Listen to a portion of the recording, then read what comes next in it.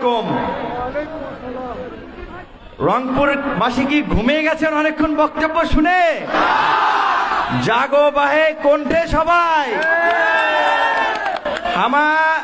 মুই ভালো আসুন, আমার রংপুরবাসী ভালো আসুন। আপনাদের মাঝে আসতে পেরে গর্ববোধ করছি, আনন্দ বোধ করছি এবং আপনাদেরকে বলছি আজকের এই মাঠে যারা বসে আছেন তারাই দেশের ইতিহাসের অংশ হয়েছেন।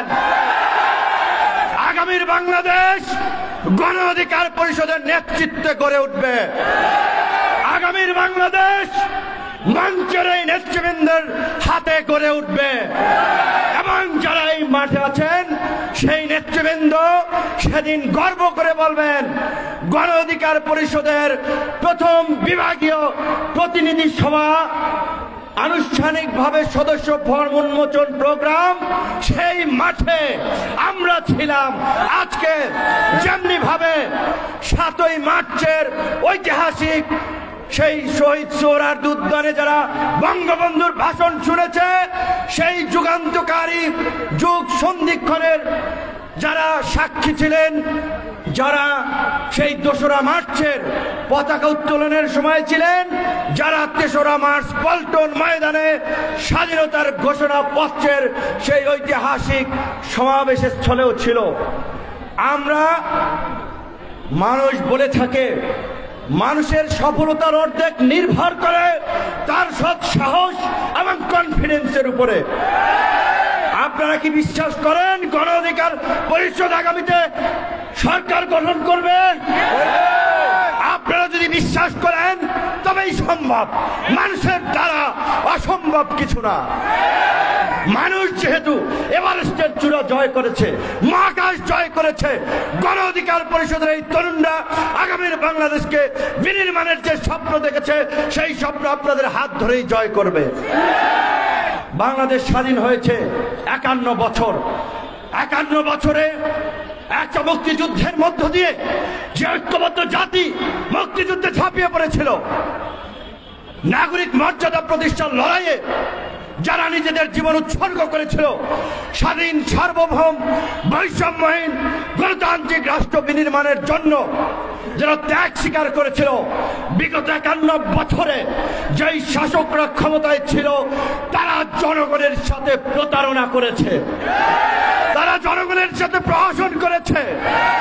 গত ৩১ বছর দুটো রাজনৈতিক দল এই দেশের রাষ্ট্র ক্ষমতায় ছিল। আপনাদের উত্তরবঙ্গের আরেকজন কৃতি সন্তান মরহুম এরশাদ সাহেব, তিনি অনেক ভালো কাজ করেছেন। তার শাসনামল নিয়ে সমালোচনা থাকতে পারে, প্রত্যেকটি মানুষই ভালো মন্দ মিলিয়ে মানুষ। এরশাদ সাহেবকে স্বৈরাচার বলা হয় কারণ তিনি সামরিক বাহিনী থেকে জোর করে ক্ষমতা দখল করেছিলেন। জাতীয় পার্টির একজন মহাসচিব বলেছিলেন এরশাদ যদি স্বৈরাচার হয় খালেদা হাসিনা মহাস্বৈরাচার, মহাসচিব বলেছিলেন। তারপরে তার চাকরি চলে গেছে, কারণ জাতীয় পার্টি তো এখন জানেন আদালতের দ্বারে দ্বারে, আদালতের প্যাচে বন্দী, সরকারের হাতে বন্দী, সব দিকে বন্দী। জাতীয় পার্টি আছে মহা সংকটে। এখন সেটা তাদের দলের বিষয়ে আমাদের কোনো নিষেধাজ্ঞা নাই, আমাদের কোনো মন্তব্য নাই। আমি জাস্ট বাস্তবতাটা বলছি যে বাংলাদেশের যদি অবকাঠামো খাতে উন্নয়নের পরিমাপ করা হয়, এরশাদ সাহেবের সামরিক শাসনের সেই ৮-৯ বছরের তুলনায় কোন সরকার উন্নয়ন করতে পারে নাই। যে অবকাঠামো, যে হাইওয়ে, আজকের যে স্থানীয় সরকার ব্যবস্থা, এরকম বেশ কিছু পদক্ষেপ সামরিক শাসকগুলো এরশাদ সাহেব নিয়েছেন। আমি সামরিক শাসনকে সমর্থন করি না, কিন্তু বিগত ৩১ বছরে যে সরকার ক্ষমতায় ছিলেন তাদের এরশাদ সাহেব খারাপ কিছু করেন না, এটুকু বলা যায়। আজকে টানা ১৪ বছর আওয়ামী লীগ ক্ষমতায়, প্রতিনিয়ত প্রেস মিডিয়ায় সমস্ত জায়গায় শুধু এক উন্নয়নের গল্প, উন্নয়নের গল্প। উন্নয়ন আপনি কি দিয়ে উন্নয়ন বুঝাচ্ছেন? এখানে পুলিশের ভাইরা বসে আছেন, একজন এসআইর বেতন কত, একজন এএসআইর বেতন কত, একজন ফার্স্ট ক্লাস অফিসার যাকে আপনারা ম্যাজিস্ট্রেট বলেন, সহকারী ভূমি কমিশনার বলেন, সহকারী পুলিশ কমিশনার বলেন, সর্বসাকুল্যে বোধহয় ৪০,০০০ টাকার মতো, সর্বসাকুল্যে ৪০,০০০ টাকা। এখন আপনি চিন্তা করেন প্রথম সারির একজন অফিসার এই সমাজে চলতে হলে এই 40,000 টাকা এখন, সরি মনে কিছু নেবেন না, দিন মজুররা এখন 30-35,000 টাকা মাসে ইনকাম করে। যদিও তাতে তার সংসার চলছে না, কারণ জিনিসপত্রের দাম যেভাবে বাড়ছে। তো সরকারি কর্মকর্তা কর্মচারীদের একবার সরকার বেতন বাড়িয়েছিল দুর্নীতি বন্ধ করার জন্য, কিন্তু আমি মনে করি এখন সরকারি কর্মকর্তা কর্মচারীদের বেতন আরো 200% বাড়ানো উচিত। কারণ বিদ্যমান বেতন দিয়ে সমাজের মর্যাদার সাথে তাদের চলা সম্ভব না। তাদের তো একটা মর্যাদা আছে, একটা অফিসার, একটা এসপি, একজন ম্যাজিস্ট্রেট, একজন ইউনো। এই টাকা এখন ছেলে মেয়ে পড়ানো, বহু বাচ্চা নিয়ে ভরণ পোষণ খুব কষ্টকর হয়। সরকারি কর্মকর্তা কর্মচারীদের কথা বলছি, কিন্তু দুঃখের বিষয় তারা আমাদের কথা শুনছে না। আজকে আমরা বারবার বলছি, আমরা আজকে যারা বিরোধী দল গণতন্ত্রের জন্য সংগ্রাম করছি, মানুষের ভোটের অধিকারের জন্য সংগ্রাম করছি, ন্যায় বিচার প্রতিষ্ঠার জন্য সংগ্রাম করছি। গণ অধিকার পরিষদের যে 4 মূল নীতি, গণতন্ত্র, ন্যায় বিচার, অধিকার, জাতীয় স্বার্থ, আমরা বলছি যে আমরা একটা উদার গণতন্ত্র, ইউরোপ আমেরিকার মতো আমাদের যেন পরমত সহিষ্ণুতা থাকে, পর ধর্মের প্রতি যেন শ্রদ্ধা থাকে, সেই ধরনের একটা উদার গণতন্ত্র আমরা বাংলাদেশে কায়েম করতে চাই, যেটি মুক্তিযুদ্ধের স্বপ্ন ছিল। আমরা সমাজের ন্যায় বিচার প্রতিষ্ঠা করতে চাই, যেটি মুক্তিযুদ্ধের স্পিরিট ছিল। আমরা ধর্ম, বর্ণ, মত পথ নির্বিশেষে সকল মানুষের অধিকারের সুরক্ষা দিতে চাই। আমরা আমাদের কর্নেল মিয়া মসিউজ্জামান ভাই বলেছেন, স্বামী স্ত্রীর পররাষ্ট্র নীতি দিয়ে আজকে বাংলাদেশকে তারা গোলামীর রাষ্ট্রে পরিণত হয়েছে।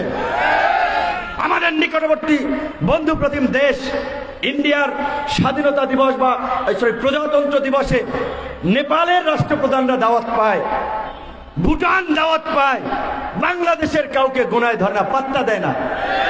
আর আমাদের পররাষ্ট্রমন্ত্রী বলছেন স্বামী স্ত্রীর সম্পর্ক কোথায় নিয়ে বাংলাদেশকে ঠেকিয়েছেন।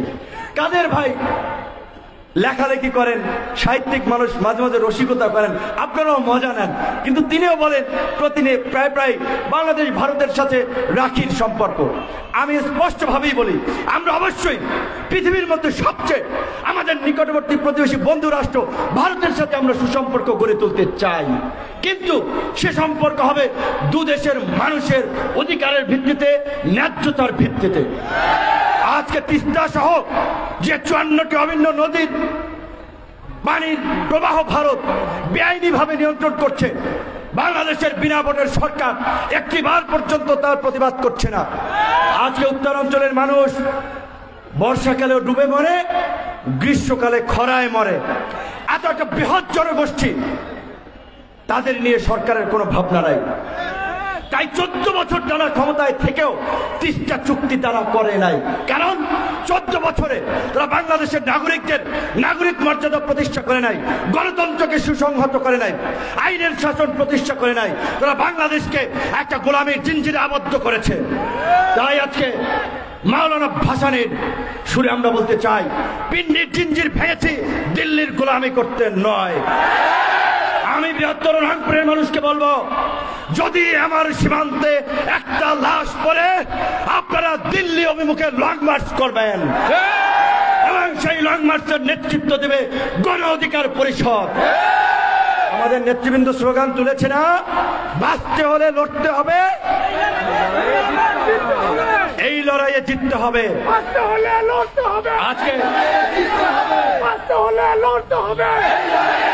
আজকে বন্ধুগণ আমাদের কথা পরিষ্কার, আমরা কোনো হিংসা, বিদ্বেষ, ঘৃণা, অপরাজনীতি করতে চাই না। আমরা বলেছি আমরা একটা সহনশীল সম্প্রীতির রাজনীতি এই দেশে প্রতিষ্ঠা করতে চাই।